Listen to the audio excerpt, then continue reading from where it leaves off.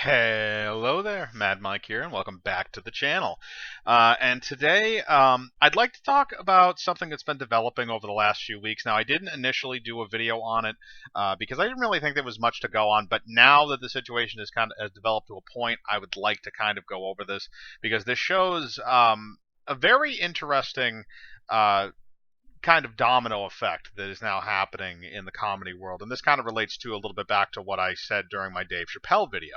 Now, Shane Gillis, who's a stand-up comedian, was hired onto SNL early last week, and he was set to along with two other cast members that were also hired, and they were set to join the cast for their 45th season, which is starting on September 28th. Now, Gillis immediately had backlash because a lot of people did not like some of his stand-up. They said that he said a lot of racial slurs. There was a lot of stuff that people pointed out with his podcast that most people didn't like. And basically, it was one of those, people got offended because of certain things that he said, certain racial epitaphs and stuff like that. So that then didn't really gain. It gained a little bit of traction, but I guess over the course of the week, it was too much, and SNL decided that they wanted to cut ties with Shane Gillis, and he was fired as of yesterday. Or I think he was technically let go. I don't necessarily know if he was fired as of yesterday. And this is in a long line of various things that have been happening to comedians lately. Obviously, Dave Chappelle faced a lot of backlash for his stand-up special, which I defended.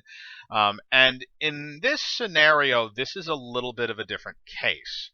Now, the reason why this is different is because of what is pertaining to it. Now, with Dave Chappelle, he went up and he did a stand-up special. And anybody that has sat in a club or listened to or watched a stand-up special, you know what you're getting into when you're going into a stand-up special. You're going into hard-edged comedy. SNL is not hard-edged comedy. SNL is very bland, generic comedy that a lot of the times is done by exceptionally well-gifted comedians, and that's why it comes off so funny. It's comedy that is censored and made for television. It is not meant to be, dirty or whatever. It's not meant to be George Carlin-esque type of comedy. It's meant to, even though it is kind of dirty and kind of whatever, and it pushes the line a little bit, they're not going to say fuck on TV. They're not going to say, they're not going to let people say the N-word on TV. They're not going to let certain things like that happen. So the comedy is censored to a point, and that's what I think is the deciding factor in this in terms of what we're looking at. And keep in mind, I don't agree with his firing because we hadn't seen a sample size of what he was actually bringing to the table. And if people thought that he had enough merit to go on SNL, then I at least wanted to see what he was going to be able to do on the show before he was terminated due to all this past stuff. So basically, to make a long story short, Gillis wound up putting out a tweet that basically said that if you look through his long history of comedy, you're going to find a lot of things that are probably offensive. And to anybody who was actually offended, I apologize, and I would like to hear that you are actually offended. And a few other tweets. And he sent out another little few tweets after that, which is actually the tweets that followed his letting go from SNL were actually fairly professional.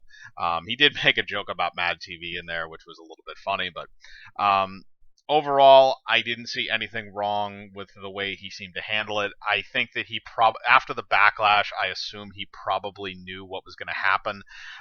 But we also have a statement from Lorne Michaels this week, who is one of the executive producers and who's one of the basically the top guy at SNL in terms of hiring and firing and stuff like that.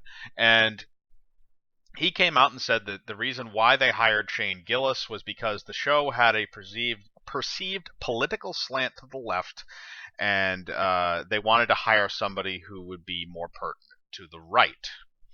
Now, what the media is running with is they're saying that Lorne Michaels basically hired a racist comedian to appeal to right-wing conservatives. This is stupid in many, many ways. Now, I've read an article on CNN that doesn't necessarily out and out say that, but it alludes to it, and there are various other articles, like from the Mary Sue and other news outlets, that have stated that this is the case. Now, what I'm going to say next is going to be I don't know if it's going to be controversial or not, but I don't think Shane Gillis should have been fired from that job. I think he should have been let. I think he should have. They should have let things go. If he worked out, he worked out. If he didn't, he didn't. And there's been plenty of times where there has been SNL feuds, and we've known about it. You know, even in the early days, you saw stuff like Bill Murray and Chevy Chase, who hated each other because of that show. You know, a bunch of other stuff that's happened since then too. There's been a bunch of other SNL feuds that have come out since then. You know, all the way through the 80s and the 90s up until currently. So it's no shock that there are people on that show that don't like each other. But because we live in a culture where if you say something, you know, it doesn't matter if it was recent. It doesn't matter if it was from 10 years ago. Somebody's going to dredge it up, and somebody's going to put it in front of you and say, hey, do you agree with this? You know, this is hurtful. This is insensitive. It's comedy. You need to remember it's comedy. This is not meant... Look, regardless of whether or not the comedian believes what he's saying, you know, if Shane Gillis comes out on stage and makes a joke about Asian people that's derogatory, and it gets a laugh, then he's done what he's supposed to do. If some people get offended, they get offended. Now, does that necessarily mean that Shane Gillis is racist against Asian people? Probably not. He probably just said something for shock value that he thought was funny and would get a laugh out of people. And I think when you paint comedians as racists for making jokes that they're just trying to get laughs out of the audience, it sets a very dangerous precedent. And I think that if Shane Gillis was not white, if Shane Gillis was black, or if he was Asian, or if he was any kind of other ethnicity, or if he was a woman, I don't think this would be as strong of a backlash as it is. And that's not really surprising given, again, the slanting of the media. Now, do I support necessarily the idea that he would have lasted on SNL? I don't think he would have, because it was kind of a weird choice to begin with. Usually you make safe... When you hire on for a network television show like SNL, generally you want to have a safe choice. You don't necessarily want to hire on people that are, you know, quote unquote edgy boys. You know, you don't want people like that, because if you hire on controversial comedians, guess what? You get controversy. That's just what happens. Which is the other thing that kind of confuses me a little bit about why Lorne Michaels decided to have him on, is because he has to know this by this point. If you invite controversial comedians onto your show to do stuff's going to get controversial. And a lot of the times SNL does not have controversial people on their program. You know, it's very rare that you see people like that hit the cast, and even when they do, usually they don't stick around for very long. I know Robert Downey Jr. had a very brief stint on that show. You know, there's been other ones over the course of time. I can't think of them off the top of my head, but there's been a lot of controversial comics that have had very short stints on SNL. But the thing is, the safe ones are the ones that work, because you have to put this shit on television. You can't just hire on a guy who makes his living off of you know, obscene comedy and have him do SNL. That doesn't work. That's a dumb idea, and I think that's essentially what they did. Now, again, I don't necessarily have a problem with Shane Gillis's comedy, but you hired on somebody who doesn't appear to have the credentials for the job you're hiring them for. Now, again, I don't know who the other two people are. They don't sound like they're really of note. I very vaguely knew Shane Gillis before this whole thing came out, in terms of, you know, just hearing his name and knowing of him. I haven't really watched a whole lot of his stand-up. But to think that they would go this far, it basically... The other thing that is concerning to me is this is essentially kind of a political version of a diversity hire, which is even worse. Because here's the thing: you should hire on merit. you should 100% hire on merit. If there is a best person that you think is going to fill that job, then you should hire that person. It seems like Lorne Michaels wanted to hire this guy simply to appease to the conservative crowd, as per his statement. And that's a problem, because if you're hiring him just to appeal to a certain crowd of people, and you think that his comedy will simply appeal to those people, you're not necessarily hiring the funniest guy. You're just hiring some guy that you think might appeal to people, and who, on top of that, who's controversial, and probably somebody you don't have to pay a whole lot, which I think is more to factor into this than some of the other things. But I think this was a bad move by SNL to hire him on from a standpoint of the position. And again, that's nothing against Shane Gillis as a comedian. That's saying that he doesn't fit the mold for what they want to put on SNL. It's kind of ridiculous to expect somebody that has his type of a pedigree to go on a program like SNL. And again, I think that's why a lot of other comics don't necessarily work on there. I don't think Dave Chappelle would be a good SNL cast member. I don't think that Richard Pryor would have been a good SNL cast member, or even George Carlin or somebody like that. Maybe as a host. Maybe it would be good to have him on as like a host for an episode.